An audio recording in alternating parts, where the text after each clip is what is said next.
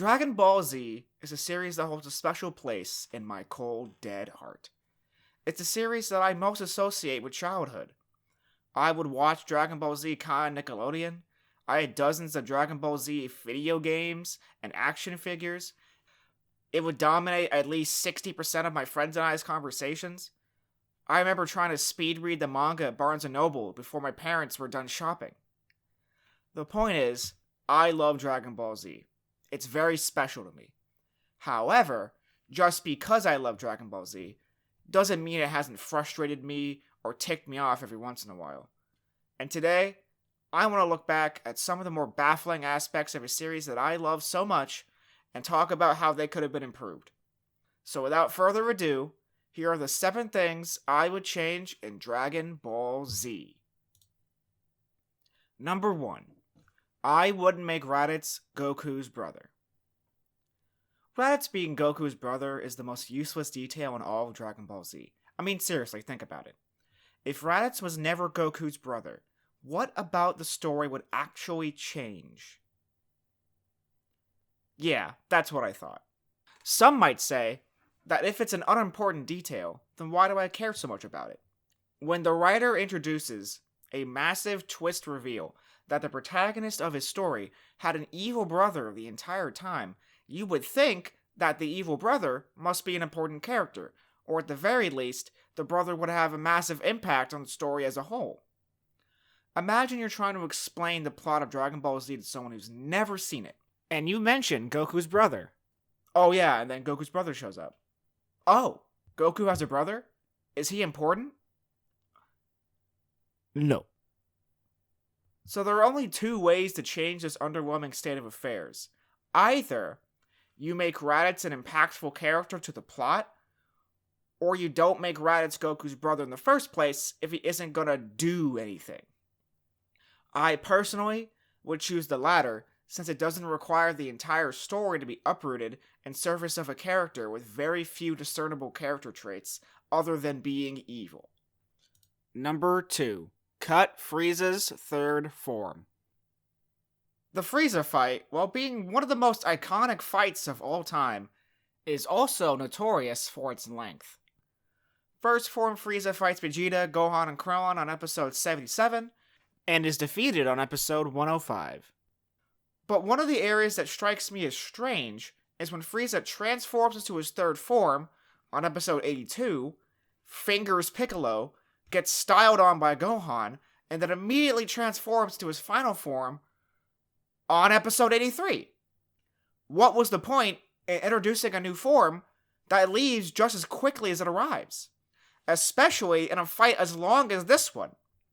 Just like Raditz being Goku's brother, Frieza's third form is such a superfluous addition that it would have been better off on the cutting room floor. Number 3. Have Dr. Gero's spy robots go to Namek. Before Goku and Android 19 have their fight, Dr. Gero tells the Z Fighters that he has been spying on them ever since the Red Ribbon Army fell. However, despite the spying, Dr. Gero doesn't know what a Super Saiyan is because he didn't send the robots to Namek. That's when Goku goes Super Saiyan and gets heart disease from too much cholesterol. My problem with this scene is that Dr. Gero should know damn well what a Super Saiyan is, given what we know about Cell.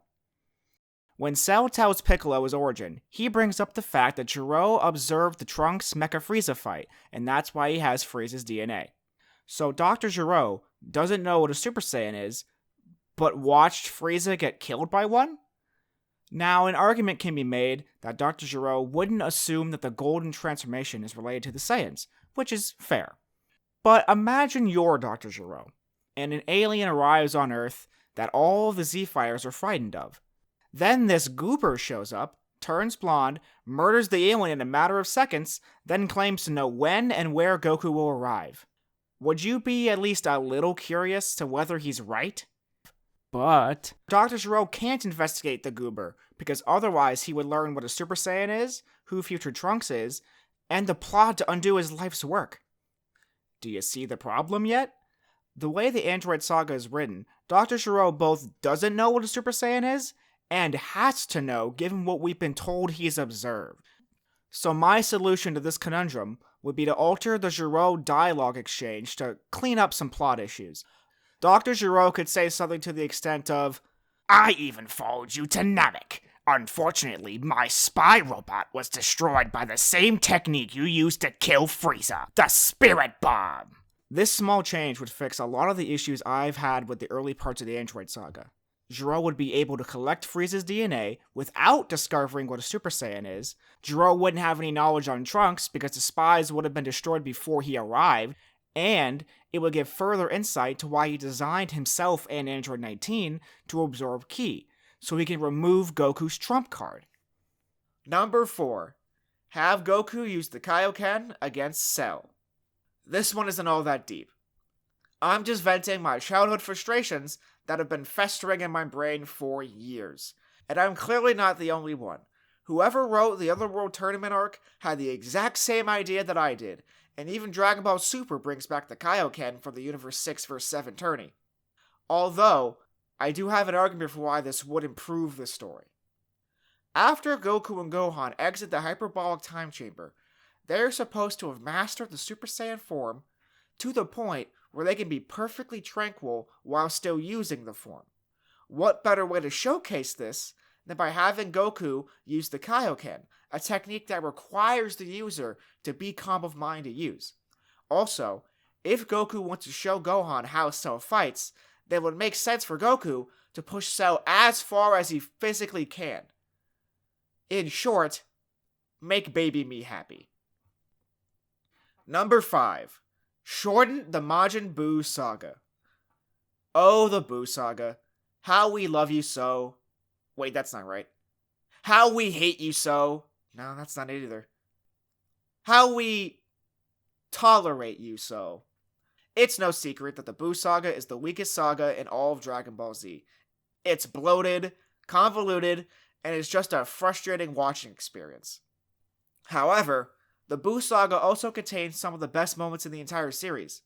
Goku and Vegeta's rematch, Vegeta's final atonement, Ultimate Gohan, Vegeto's birth, the Super Spirit Bomb, etc. There's clearly lots of quality embedded inside of the Buu Saga. The only problem is, it gets caught in this cycle of, oh, will he defeat Majin Buu? Will they defeat Majin Buu? Will he defeat Majin Buu? Surely this will defeat Majin Buu. Over and over and over again. By the time Majin Buu is actually defeated, I didn't get the satisfaction of a well-built-up and executed finale.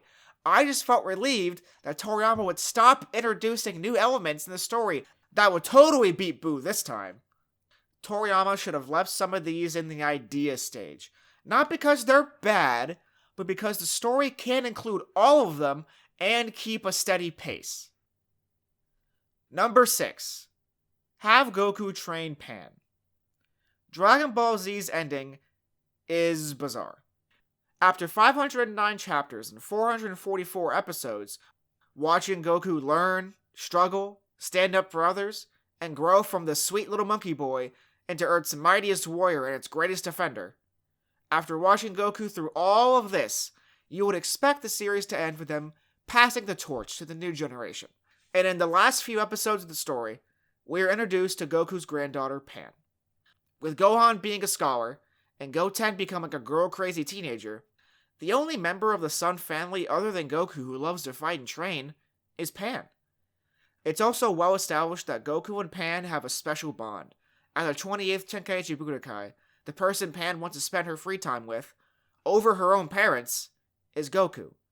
When Pan gets scared, she runs straight to Grandpa Goku.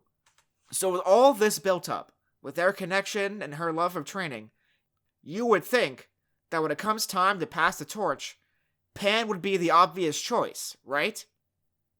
Right? No.